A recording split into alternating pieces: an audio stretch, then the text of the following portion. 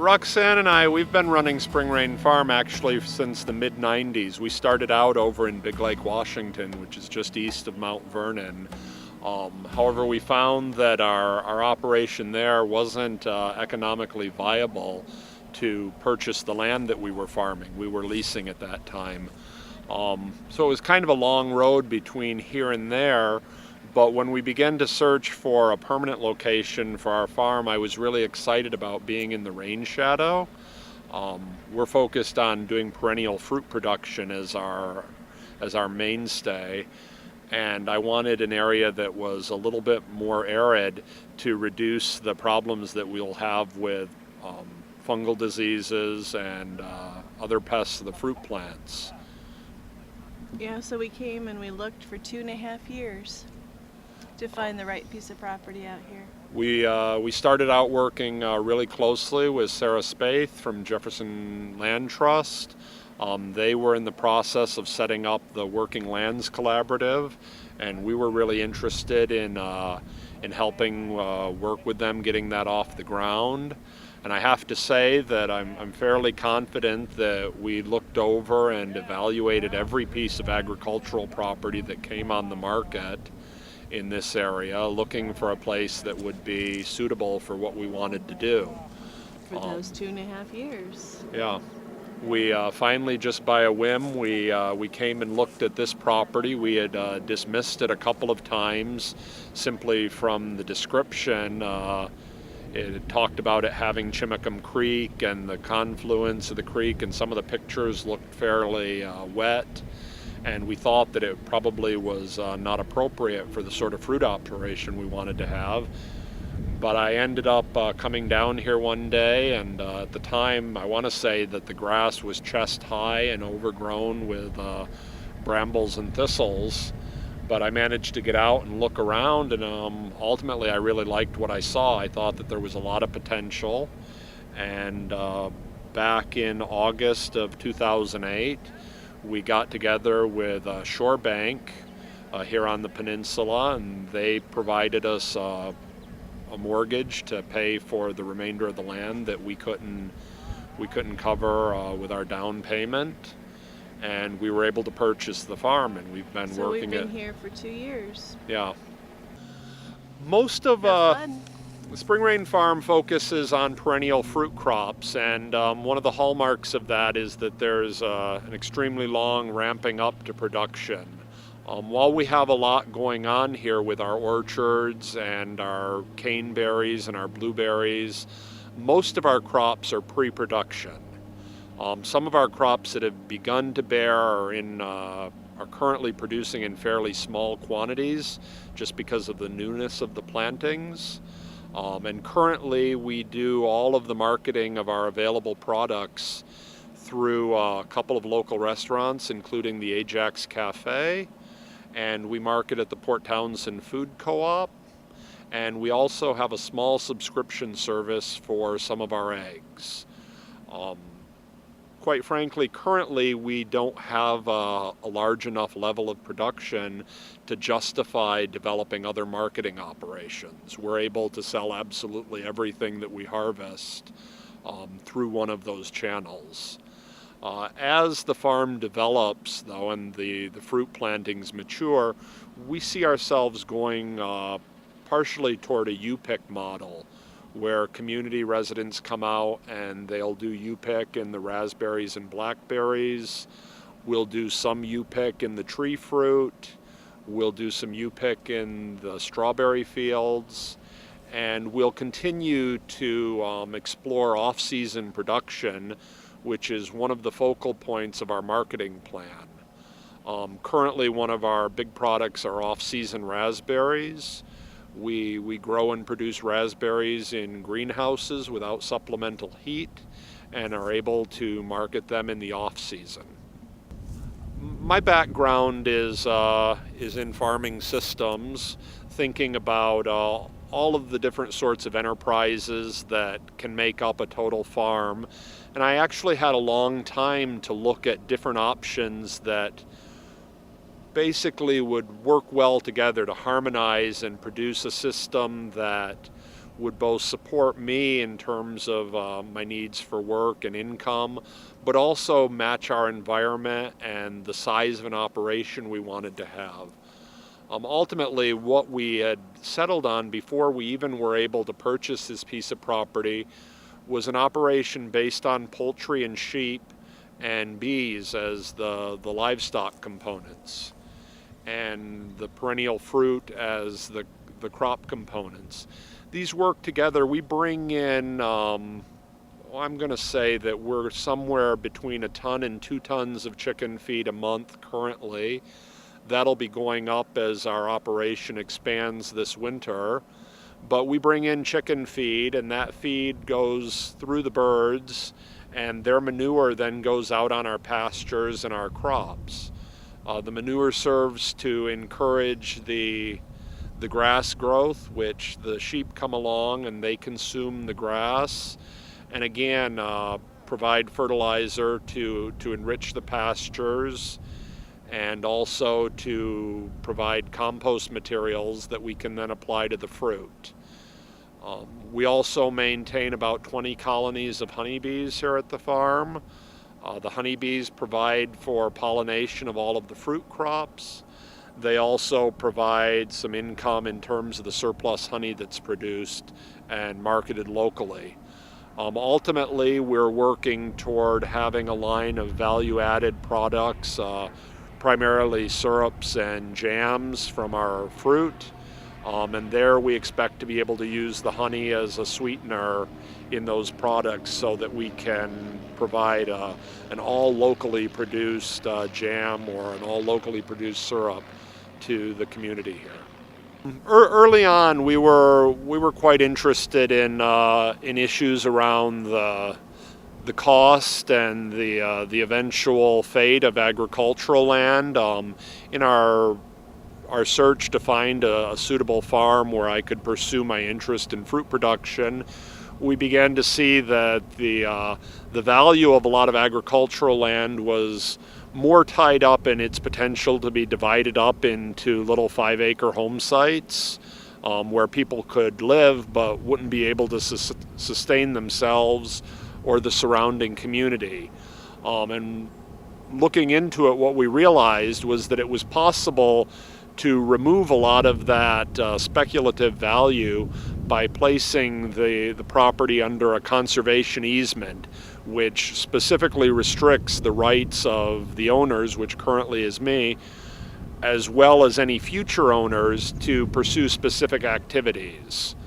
In our case, we met up with Sarah Spaeth and other members of the Land Trust early on and discussed what sorts of conservation efforts they were making on farmland in Jefferson County, and they helped us identify some particular pieces of property that were really in need of conservation and were really important to the functioning of the ecosystem. This property that we've ended up on is one that they had pointed out to us as particularly interesting. Our relationship with the Land Trust was that we decided to purchase this piece of property, and we worked with the Landworks Collaborative here in Jefferson County to get some mortgage funding so that Roxanne and I could purchase the property outright, which we did. Following that, though, we worked closely with the Land Trust to establish an appropriate suite of rights and restrictions to this property that limit its use in the future. In a nutshell, the property can only be used to be an agricultural farm setting in perpetuity. We restricted some activities such as mining out the peat soil or using it as a dumping site, many things that would take away from its agricultural potential, including the establishment of numerous home sites on the property. All of these restrictions mean that the property can effectively be used as an organic farm as long as people are interested in doing that. But a lot of other uses are prohibited. For Roxanne and our part, after developing these set of set of restrictions and rights, that was codified into an easement that now exists on the property, and the Jefferson Land Trust holds the easement. Our part was to make a donation of all of the value of the rights that are restricted from the property to the land trust. And we benefited from that by being able to take that donation as a tax deduction over several years on our income. We've recently completed the process of being certified organic by the Washington State Department of Agriculture. The organic certification includes all of the crops and the livestock that we produce here on the farm. So that ranges from, we have some broilers, and we also harvest our layers at stewing birds at some point. So that meat is certified as organically raised. We're producing eggs for the local market. All of our eggs are certified organic. We expect to be producing somewhere over 150 dozen a week by mid-fall this year. Our sheep operation is one of only 2 organic lamb operations in Washington State. We raise Katahdin sheep, which are a hair sheep. That means that they shed their wool, so we don't do any shearing. Our operation is specifically to raise meat lambs and also to improve our breed. The certification also extends to all of the fruit crops that we're raising, from the raspberries and strawberries to the blueberries and the orchard crops like Asian pears and heirloom apples, as well as some of the more uncommon fruit that I grow here, including saskatoons, lingonberries, currants, gooseberries, eustaberries. What else? Oh, we also produce and market some rhubarb. So we're very focused on marketing in close harmony with other growers in the valley. We feel like our best marketing options are to work closely with other growers, and in this context, we've, for example, chosen not to operate our own CSA. In the past, Roxanne and I operated a small CSA, and we serviced approximately 50 families when we were doing that. However, under our new operation, one of our goals is, for example, to work closely with an existing CSA and to provide a greater diversity of locally produced products into that sort of a system, whereas working separately, we wouldn't be able to provide the full scope of diversity of food products to a CSA subscriber that we could do in collaboration with other growers. So, for example, in the past we've worked closely with Karen Williams from Red Dog Farm to provide eggs directly to her, which she can then make available to her CSA subscribers, therefore providing a good marketing channel for us and at the same time enriching her operation by giving her her buyers a greater diversity and quality of products through their CSA subscription. We also have we focused on being able to provide quality products locally to the food co-op. They're often constrained both seasonally and for specific crops by just the non-availability of some items being produced locally. So part of our business model focuses on producing niche crops and crops that complement other growers' production cycles, thereby filling in basically shortfalls or market windows where we can actually make a reasonable profit on the products while not directly competing with other growers in the area and meeting a need that farmers have. As our operation grows, we'll do a lot more of on-farm sales, but it'll primarily be through U-Pick operation. We've been eagerly awaiting the opening of the grocery or the farmer's stand at Chimacum Corners. We're excited about the opportunity to market some of our products through that store as they've expressed an interest in focusing mainly on locally produced products. And in fact, that is the motto of our farm is local production for local needs, sustainable means to a sustainable end.